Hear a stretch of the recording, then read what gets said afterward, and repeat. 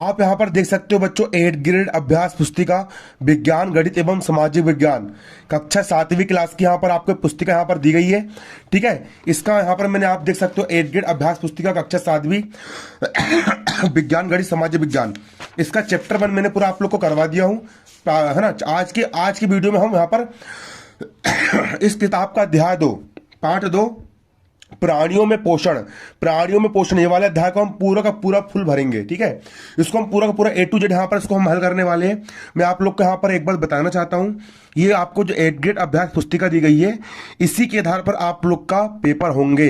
ये किताब आप लोग भरोगे और किताब भरने के बाद फिर इसी के आधार पर आप लोग की परीक्षाएं ली जाएगी और परीक्षा स्कूल में ली जाएगी, इसलिए नकल मार के नहीं भरना है, इसको आप लोग को ईमानदारी से भरना है। ठीक है, तो मैं आप लोग को बताऊंगा कि आप लोग भरोगे कैसे। वैसे भी यूट्यूब पर बहुत सारे लोगों ने गलत सलत आंसर दिए हैं। देखिए, आप अगर खुद ढूंढ करके इसको भरोगे तो आपकी बुद्धि का विकास होगा। तो मैं आपको बताऊंगा भरना किस प्रकार है। देखिए, जैसे कि आपका यहाँ पर पहला क्वेश्चन है, प्रश्न 1, मानव पोषण के चरणों को सही क्रम में लिखिए। मानव का पोषण जो होता है किस प्रकार होता है, देखिए सबसे पहले हम भोजन का अंतर ग्रहण करते हैं, तो पहले आएगा यहाँ पर आपका अंतर ग्रहण, उसके बाद फिर भोजन का आमाशय में पाचन होता है, फिर यहाँ पर आएगा आपका पाचन, उसके बाद फिर भोजन का अवशोषण होता है, इसके बाद फिर आएगा यहाँ पर आपका अवशोषण, उसके बाद फिर भोजन का स्वांगीकरण होता है, मतलब कि भोज्य पदार्थ जो होता है वो खून में मिल जाता है, भोजन का यहाँ पर क्या होता है स्वांगीकरण होता है, और सबसे लास्ट में फिर हम शरीर से बाहर निकाल देते हैं, फिर सबसे लास्ट में निष्कासन होता है, सबसे लास्ट में यहाँ पर जाएगा आपका निष्कासन, या आप भर लीजिए। ठीक है, इसके बाद फिर आपका यहाँ पर अगला प्रश्न आप देख सकते हो। आपका अगला प्रश्न यहाँ पर क्या है, आपका अगला प्रश्न है बच्चों, पाचन में सहायक ग्रंथियों के नाम लिखिए।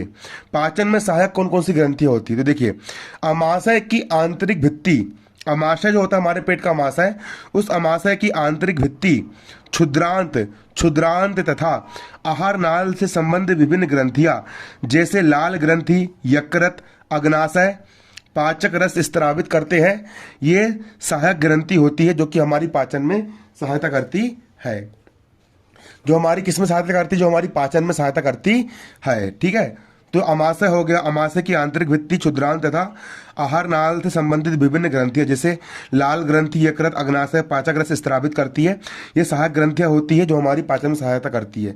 अगला आपका यहाँ पर प्रश्न है, अमाशय की कार्य प्रणाली लिखिए।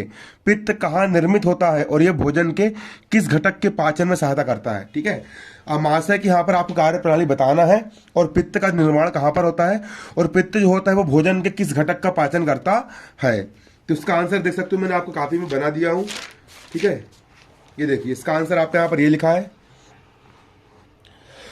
तो यहाँ पर आप देख सकते हो ये आपका यहाँ पर आंसर ये लिखा हुआ है। ठीक है, तीसरे का आंसर, अमाशय का आंतरिक स्तर HCl अम्ल स्त्रावित करता है। अमाशय का जो आंतरिक स्तर होता है वो HCl अम्ल स्त्रावित करता है जो भोजन के पाचन में सहायक होता है। पित्तरस पित्ताशय में निर्मित होता है। पित्तरस वसा के पाचन में महत्वपूर्ण भूमिका निभाता है। जो पित्तरस होता है, पित्तरस किसके पाचन में भूमिका निभाता है, पित्तरस वसा के पाचन में महत्वपूर्ण भूमिका निभाता है। ठीक है, तो उसको आप लिख लीजिए। अगला आपका यहाँ पर प्रश्न है 4थे नंबर का, आप देख सकते हो आपके 4थे नंबर का यहाँ पर प्रश्न यहाँ पर क्या कह रहा है। आपके 4थे नंबर का प्रश्न आपको यहाँ पर कह रहा है, ये देखिए यहाँ पर ये कह रहा है 4थे नंबर का प्रश्न आपका, ये देखो 4थे नंबर का प्रश्न आपके यहाँ पर क्या कह रहा है। आपका यहाँ पर 4थे नंबर का प्रश्न कह रहा है, विभिन्न प्रकार के दांतों के नाम लिखिए। जो विभिन्न प्रकार के जो दांत होते हैं उन दांतों के यहाँ पर आपको नाम लिखना है। दांत कितने प्रकार के होते हैं, विभिन्न प्रकार के दांतों के नाम लिखिए। तो इसका आंसर आपका यहाँ पर ये रहा, विभिन्न प्रकार के दांतों का नाम, ये देखिए ना। ठीक है, विभिन्न प्रकार के दांतों के नाम निम्नलिखित है। पहला चवर्णक, दूसरा अग्र चवर्णक, तीसरा रदनक और चौथा जाएगा आपको करतंग। अगला चौथा जाएगा आपका यहाँ पर करतंग। ठीक है, आप इसको भर लीजिए, दांतों के आपके नाम होते हैं, ये आपके किसके नाम होते, दांतों के नाम होते हैं। अगला प्रश्न, अब इसके बाद के बच्चों मैं आप लोग को बता रहा हूं आपको करना कैसे। आप लोग के पास जो विज्ञान की किताब है, अब विज्ञान की जो आपकी बुक है, अब आप विज्ञान की बुक खोल करके बैठ जाइए, क्योंकि यूट्यूब पर बहुत सारे लोग गूगल से नकली आंसर डाउनलोड करके आप लोग को दे रहे हैं और कठिन कठिन तरीके से आपको भरा रहे हैं। मैं यहाँ पर आप लोग को बिल्कुल अब इंटेलिजेंट बनाने के यहाँ पर काम करूंगा। ठीक है, आपका 5वां प्रश्न, शरीर की सबसे बड़ी ग्रंथि का नाम बताइए।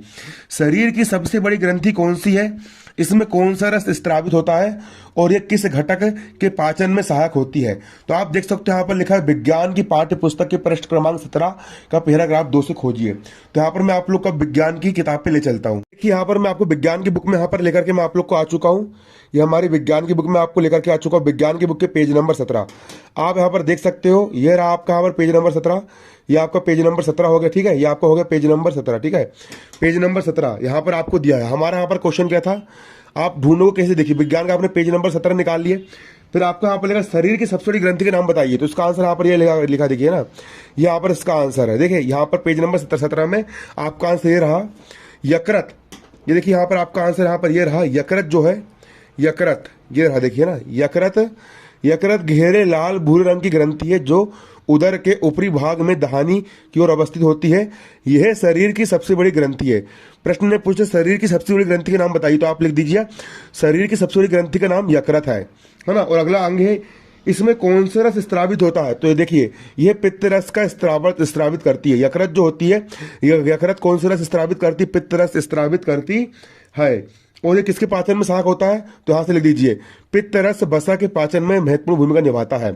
इतना आप लिख दीजिए, आपका यह आंसर हो गया। पित्त रस वसा के पाचन में महत्वपूर्ण भूमिका निभाता है। तो आपकी 8 ग्रेड वाली बुक का आपका 6वें नंबर का प्रश्न है, उस कार्बोहाइड्रेट का नाम लिखिए।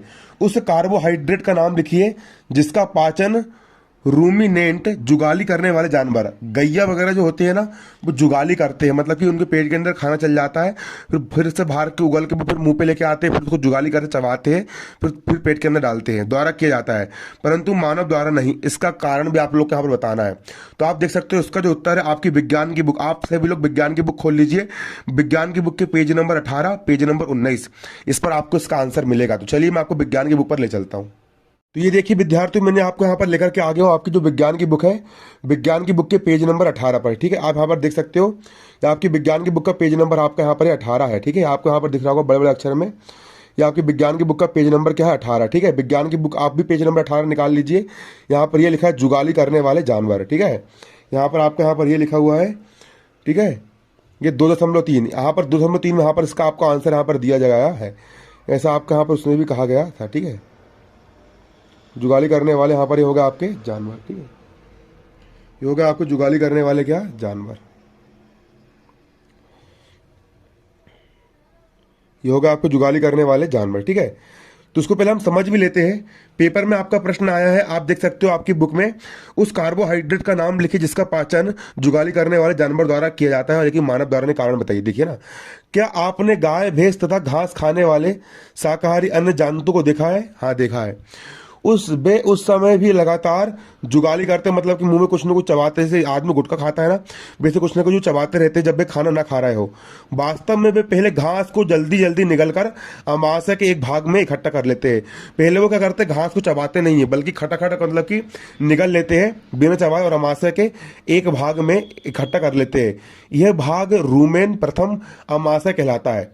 रूमिनेंट में अमाशय 4 भागों में बटा होता है। रूमेन भोजन का आंशिक पाचन होता है जिसे जुगाल कंड कहते हैं, परंतु बाद में इसको छोटे पिंडकों के रूप में पुनः मुख में लाता है। देखिए आप यहाँ पर देख सकते हो, गैया जो रहेगी ना, गैया सबसे पहले क्या करेगी, खटाखट मतलब कि चारा को यहाँ पर निगल लेगी और निगल करके सीधे अमाशय की पहली थैली में डाल लेती है, ठीक है। अब वो अच्छे से पचा नहीं होता है, फिर वापस वो खाना फिर उसके मुंह पे आता है, फिर उसको चबाती है अच्छे से, और चबा करके फिर दूसरी थैली में डालती है, फिर ये वाली थैली में उसको वो डालती है। इस प्रकार इसको हम जुगाली करना इसको हम कहते हैं। आप यहाँ पर देख सकते हो, ठीक है। यहाँ पर देख सकते हो, ठीक है। इसको अपन जुगाली करना कहते हैं और ऐसे जंतु को हम रूनिमेंट अथवा रोनिमेंट कहलाता है। आप देख सकते हो घास में सेलुलोज की प्रचुरता होती है जो एक प्रकार का कार्बोहाइड्रेट है। तो आपका प्रश्न है उस कार्बोहाइड्रेट का नाम लिखिए जिसका पाचन रूजिनेंट द्वारा किया जाता है, मानव द्वारा नहीं। तो आप लिख दीजिए, है ना, ठीक है, घास, है ना। तो उस कार्बोहाइड्रेट नाम के घास में सेलुलोज की, यहां से लिखना चालू करना है आपको आंसर, ठीक है। ये पेज नंबर 19 में आपको मिलेगा, आपको यहां से लिखना शुरू करना है। घास में सेलुलोज की प्रचुरता होती है, यहां से लिखना शुरू कर दीजिए। घास में सेलुलोज की प्रचुरता होती है जो एक प्रकार का कार्बोहाइड्रेट है ना, जिसका पाचन रूजिमेंट में किया जाता है। जिसका पाचन कहां पर किया जाता है, रूजिमेंट में किया जाता है, ठीक है। रूजिमेंट में किया जाता है, रूजिमेंट में किया जाता है। किसी रुजिमेंट अथवा रोमंथी पशु, हिरण आदि के रुमेन में सेलुलोज का पाचन करने वाले जीवाणु पाए जाते हैं। ठीक है, बहुत से जंतु एवं मानव सेलुलोज का पाचन नहीं कर सकते क्योंकि हमारे अंदर जीवाणु पाए नहीं जाते। तो आपको यहां से लेकर के आपको यहां तक इसका आंसर आपको लिख देना है। ठीक है, आपको इसका आंसर यहां से लेकर के यहां तक लिख देना है। देखिए बच्चों, आपका अगला प्रश्न 7वें नंबर का प्रश्न, दीर्घ रोम क्या है? ये कहाँ पाए जाते हैं? दीर्घ रोम कहाँ पर पाए जाते हैं एवं इनके कार्य लिखिए। तो इसका आंसर आपको विज्ञान की पुस्तक के पेज नंबर 18 पर पैराग्राफ ए पर आपको मिलेगा। तो चलिए आपको विज्ञान की पुस्तक पर ले चलते हैं। तो ये देखिए बच्चों, हम यहाँ पर आ चुके विज्ञान की किताब के पेज नंबर 18। ये आपकी विज्ञान की किताब का पेज नंबर आपका ये 18 हो गया। ठीक है ना, इस पर आपको यहाँ पर आंसर मिल जाएगा। हमारा प्रश्न दीर्घ रोम क्या है? दीर्घ रोम क्या होता है? दीर्घ रोम किसे कहते है? दीर्घ रोम। तो इसका आंसर आपका यहाँ पर ये लिखा है, क्षुद्रांत में अवशोषण। ये वाले टॉपिक पर आप देख सकते हो, यहाँ पर आप अपनी किताब खोल के लिखी है ना, तो यहाँ पर इसका आंसर आपको यहाँ पर ये मिल जाएगा। देखिए इस प्रकार आप ढूंढ सकते हो। दीर्घ रोम क्या है? दीर्घ रोम क्या होते हैं? तो आप देख सकिए, यहाँ से लिखना है, यहाँ से इसका आंसर आएगा। ठीक है, क्षुद्रांत की, यहाँ से आंसर लिखना है। क्षुद्रांत की आंतरिक भित्ति पर अंगुलों के समान उभरी हुई संरचनाएं होती है जिन्हें दीर्घरोम अथवा रसांकुर कहते हैं। दीर्घरोम अथवा रसांकुर कहते हैं। और ये कहाँ पर पाए जाते हैं? ये क्षुद्रांत में पाए जाते हैं। तो आप लिख दीजिए, ये कहाँ पाए जाते हैं? ये क्षुद्रांत की आंतरिक भित्ति में पाए जाते हैं। यहाँ पर इसका आंसर ये लिखा है, कहाँ पाए जाते हैं? क्षुद्रांत की आंतरिक भित्ति में पाए जाते हैं। और इनके कार्य क्या होते हैं? ठीक है, तो आप यहाँ पर देख सकते हो दीर्घरोम का कार्य, इसका कार्य आपका यहाँ पर ये लिखा है, दीर्घरोम का कार्य। ठीक है, यहाँ पर ये लिख लीजिए, प्रत्येक दीर्घरोम में सूक्ष्म रुधिर वाहिकाओं का जाल रहता है। दीर्घरोम की सतह से पचे हुए भोजन का अवशोषण होता है। इसका आंसर आप लिख दीजिए, दीर्घरोम की सतह से पचे हुए भोजन का अवशोषण होता है और ये इसका कार्य होता है। ठीक है, दीर्घरोम की सतह से पचे हुए भोजन का अवशोषण होता है। दीर्घरोम की सतह से पचे हुए भोजन का अवशोषण होता है। आप इसका आंसर लिख दीजिए। आप देख सकते हो, आपका यहाँ पर अगला प्रश्न 8वें नंबर का, आमाशय क्या होता है, इसकी कार्य प्रणाली समझाइए। तो इसका विज्ञान की पाठ्य पुस्तक के पृष्ठ क्रमांक 17 पर इसका आपको आंसर मिलेगा। ठीक है, तो चलिए हम चलते विज्ञान की बुक के पेज नंबर 17 पर। आप यहाँ पर देख सकते हो, यहाँ पर मैं आ गया हूँ विज्ञान की बुक के पेज नंबर 17 पर। ठीक है, अमाशय के बारे में आपको यहाँ पर लिखना है, अमाशय। ठीक है, अमाशय के आपको यहाँ पर अमाशय की कार्य प्रणाली आपको लिखना है, 8वें का आंसर। तो आपका आंसर यहाँ पर ये रहा, आपको यहाँ से लेकर यहाँ तक लिख देना। ठीक है, आप देख सकते हो, आप यहाँ से लिखना चालू कर दीजिए। अमाशय का आंतरिक स्तर सतह श्लेष्म हाइड्रोक्लोरिक अम्ल तथा पाचक रस स्रावित करता है। श्लेष्मल अमाशय के आंतरिक स्तर को सुरक्षा प्रदान करता है। अम्ल अनेक ऐसे जीवाणु को नष्ट करता है जो भोजन के साथ वहां तक पहुंच जाते हैं। साथ ही यह माध्यम को अम्लीय बनाता है जिससे पाचक रसों को क्रिया करने में सहायता मिलती है। पाचक रस जैसे जठर रस प्रोटीन को सरल पदार्थों में विघटित कर देता है। आपको यहाँ पर इतना लिख देना है। देखिए बच्चों, आपका यहाँ पर अगला प्रश्न क्रमांक 9, मानव पाचन तंत्र का नामांकित चित्र बनाइए। आपको मानव के पाचन तंत्र का चित्र बनाना है और उसके मुख्य भागों के नाम भी यहाँ पर आपको लिखना है। तो विज्ञान की पृष्ठ क्रमांक 13 पर आपको इसका आंसर दिया गया है। तो आप देख सकते हो, विज्ञान की बुक के पेज नंबर 13 पर यहाँ पर मैंने आपको लेकर के आ चुका हूँ। ये मानव के पाचन तंत्र का यहाँ पर आपका चित्र है। आप ये चित्र पूरा का पूरा बना लीजिए। ठीक है, इस प्रकार का यहाँ पर आपका चित्र बना हुआ है। मैं आपको मोबाइल आड़ा करके दिखा देता हूँ। ठीक है, ये आपका यहाँ पर चित्र बना हुआ है मानव के पाचन तंत्र का। ये चित्र आप पूरा का पूरा बना लीजिए और चित्र बनाने के बाद इसका पूरा आपको नामकरण भी कर देना है। देखिए, सबसे पहले भोजन यहाँ से मुंह से आता है, फिर ये अमाशय के अंदर जाता है, फिर यहाँ से फिर बाहर निकल जाता है। तो ये हो गया आपकी ग्रसिका, ये हो गया यहाँ पर आपका यकृत, ये हो गया आपका यहाँ पर पित्ताशय, ये हो गया आपका मलाशय, ये हो गया आपका गुदा, ये हो गया आपका बृहदारंत्र क्षुद्रांत हो गया, अग्नाशय हो गया, अमाशय हो गया, मुख गुहिका हो गया, लाल ग्रंथि हो गया। इन सारों के नाम आपको कहाँ लिखना है? सबसे पहले आपको चित्र बनाना है। चित्र आप यहाँ पर आड़े में बना लीजिए इस प्रकार। ठीक है, इस प्रकार आप यहाँ पर क्या कीजिए, आड़े में चित्र बना लीजिए और यहाँ पर जो लिखने के लिए आपको यहाँ पर जो जगह दी गई है, इस जगह पर आप इनके जो नाम वगैरह है, ये नाम को आप यहाँ पर लिख सकते हो। मुख गुहिका, ये नाम जो है पूरे पूरे, मुख गुहिका, लाल ग्रंथि, अमाशय, अग्नाशय, क्षुद्रांत, बृहदारंत्र, मलाशय, गुदा, पित्ताशय, यकृत, ग्रसिका, ये सारे नाम यहाँ पर आप लिख दीजिए। ये देखिए बच्चों, यहाँ पर आपका लास्ट क्वेश्चन है, प्रश्न 10वां, अमीबा में भोजन के पाचन को सचित्र समझाइए। इसका उत्तर आपको विज्ञान की बुक का पेज नंबर 19 पर आपको मिलेगा। चलिए हम विज्ञान की बुक के पेज नंबर 19 पर चलते हैं। तो देखिए, विज्ञान की बुक के पेज नंबर 19 पर मैंने आपको लेकर के आ गया हूँ।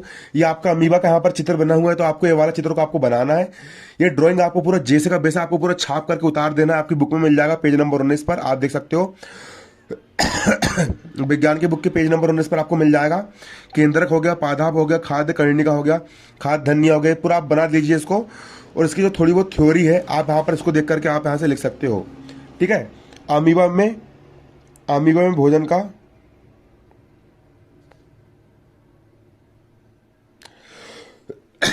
ठीक है, आप यहां देख करके लिख दीजिए अमीबा में संभारण एवं पाचन।